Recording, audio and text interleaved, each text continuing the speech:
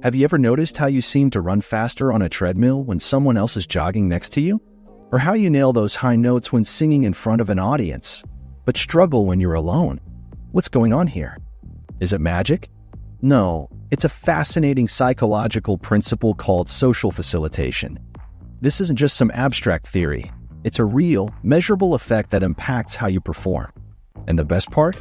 Once you understand it, you can leverage it to boost your productivity, enhance your social interactions, and even improve your self-esteem. Welcome to Practical Pursuits HQ, the channel that's committed to delivering actionable insights and wisdom you can apply in your everyday life. Whether you're looking to gain financial freedom, improve your relationships, or simply understand the complexities of human behavior, we've got you covered. Hello, I'm John, your guide on this journey of self-discovery and improvement.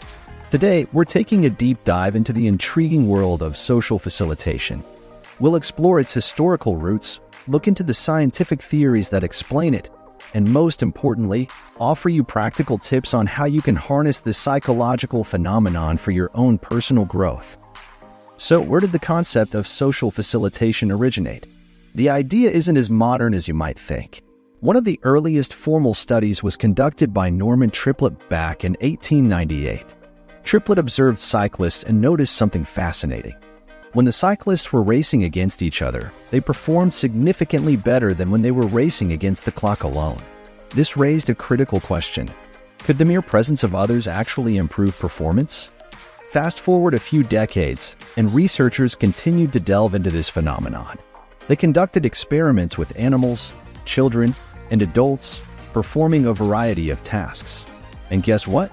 The results consistently showed that performance improved when others were present, at least for simple or well-learned tasks. But why does this happen? To answer that, let's take a trip back in time, way back, to our evolutionary past. You see, being observed by others used to have immediate life or death implications.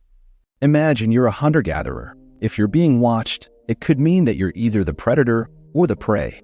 This heightened sense of awareness could give you the extra push to run faster, aim better, or think quicker. In essence, the roots of social facilitation may very well be grounded in our survival instincts. In the modern world, we're not usually in life or death situations, but the evolutionary wiring still exists. When we know we're being watched, our body releases adrenaline, sharpening our focus and enhancing our performance. It's as if our ancestors are giving us a nudge, saying, "Hey, you're not alone. Now's the time to bring your A game."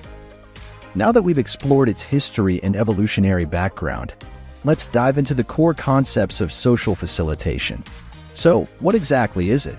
In simple terms, social facilitation is the phenomenon where your performance on tasks changes. And what I mean by changes is that it usually improves, especially when you're in the presence of others. It's like an invisible hand that either lifts you up or weighs you down, based on the complexity of what you're doing and who's watching. But why does this happen? Enter Robert Zajonc, a psychologist who gave us a compelling theory to explain the mechanics. According to Zajonc, it's all about arousal. When you know you're being observed, your physiological arousal increases. Your heart rate might go up, and you become more alert. This arousal enhances your ability to do things you're already good at but can make complex or unfamiliar tasks more challenging. So, if you're a pro at something, having an audience can turn you into a superstar. But if you're still learning, the added pressure might just trip you up. Now, it's crucial to understand that not all social facilitation is the same. There are two main types: coaction effects and audience effects. Coaction effects occur when you're performing a task alongside others who are doing the same thing, like running on adjacent treadmills. Audience effects, on the other hand, happen when you're the sole focus of attention, like giving a public speech. Both types can either boost or hinder your performance, depending on various factors like skill level and familiarity with the task. So, we've delved into what social facilitation is and how it works, but you might be asking, how does this apply to me in my everyday life? Let's break it down. First up, the workplace. Imagine you have a big project due, and you choose to work in a communal space instead of isolating yourself in a cubicle. The mere presence of your colleagues could spur you on to greater heights of productivity. Why? Because you're subconsciously aware that others could be watching, which triggers the arousal we talked about earlier. This can make you more efficient, more focused, and ultimately, more successful in your professional life. Next, let's talk about education. Whether you're a student or someone committed to lifelong learning, understanding social facilitation can be a game changer. Ever notice how you're more likely to participate and stay alert in a classroom setting compared to studying alone? That's social facilitation at work, keeping you engaged and pushing you to perform better. But be mindful. If the material is too challenging or unfamiliar, the presence of others might make it harder to concentrate. So, choose your study environment wisely. Lastly, let's not forget our day-to-day social interactions and relationships. Ever wonder why first dates often involve activities like watching a movie or attending an event? It's because shared activities can actually help facilitate better interaction and reduce the awkwardness. The presence of others can make you more alert, more engaging, and possibly more charming. If you're finding this deep dive into social facilitation insightful, give us a thumbs up. Your likes not only boost this video, but could also supercharge your own performance by creating a community of learners. Hit that like button now. Alright, so we've looked at the real-world applications, but let's dig deeper into the cognitive gears that make social facilitation tick. What's happening inside our minds when we're influenced by the presence of others? Firstly, there are several psychological processes at play. When you're being observed, your mind automatically activates its alert mode, enhancing your focus and attention. This can be traced back to basic survival instincts, where heightened awareness could mean the difference between life and death. Now, let's talk about task complexity. If you're doing something simple or well-practiced, social facilitation acts like a performance booster. But if the task is complicated or new to you, that same heightened arousal can be a stumbling block, increasing your chances of making mistakes. It's like trying to thread a needle while someone's watching. You get jittery, and the task becomes inexplicably harder. But what about individual differences? Here's where it gets interesting. Your personality traits, like introversion or extroversion, can also influence how social facilitation affects you. For extroverts, the presence of an audience might be exhilarating, pushing them to excel even further.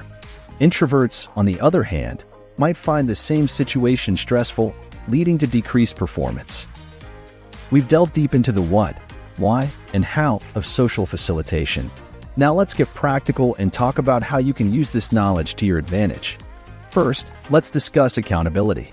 Being aware that someone else is watching can be a powerful motivator. So, use it to your advantage.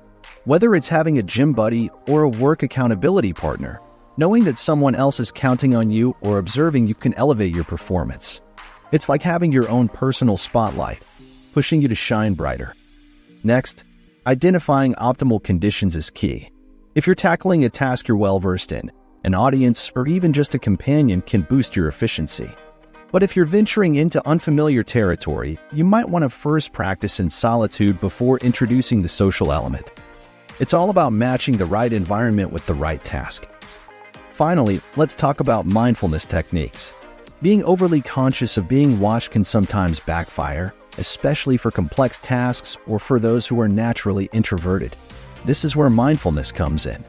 Techniques like deep breathing or grounding exercises can help you control the arousal and nervousness that come with being observed, allowing you to harness the power of social facilitation without the drawbacks. Now that we've armed you with the knowledge and practical tips about social facilitation, let's bring it all to life with some compelling examples and case studies. Firstly, consider the world of sports. Michael Jordan, one of the greatest basketball players of all time, often spoke about the energizing effect of playing in front of a crowd. The roar of the fans and the anticipation in the air all contributed to his exceptional performances. This is a classic example of social facilitation, where the presence of an audience can elevate an individual's abilities to legendary levels. But it's not just celebrities. This phenomenon affects us all. Take Sarah, one of our viewers, who shared her story with us. She used to struggle with her morning runs until she joined a local running club. Now, she's not only consistent, but has also improved her timing. In her own words, knowing that others are running alongside me gives me that extra push I didn't know I had. And here's another example from the academic world. Albert Einstein was known to perform his best when engaged in academic discussions with his peers. The mere act of debating and discussing theories in a social setting seemed to fuel his groundbreaking ideas. We've covered a lot of ground today, diving deep into the intriguing world of social facilitation. We've explored its historical roots, dissected the core psychological mechanisms, and even shared practical tips and real-world examples that can help you use this phenomenon to your advantage. The beauty of this concept is that it has the power to transform the mundane into the extraordinary, all by leveraging the simple presence of others. So what's next? Well, the journey of self-improvement is ongoing, and the knowledge you've gained today is another tool in your arsenal. Be mindful of when and where social facilitation can be a catalyst for your growth. Use it to excel in your career, make learning more effective, and even enhance your social interactions. If you found this video enlightening, make sure to explore other videos on our channel. We have a wide range of topics and playlists designed to empower you in all aspects of life. Trust us, you don't want to miss out on what's coming up next. Thank you for taking the time to better yourself with us today.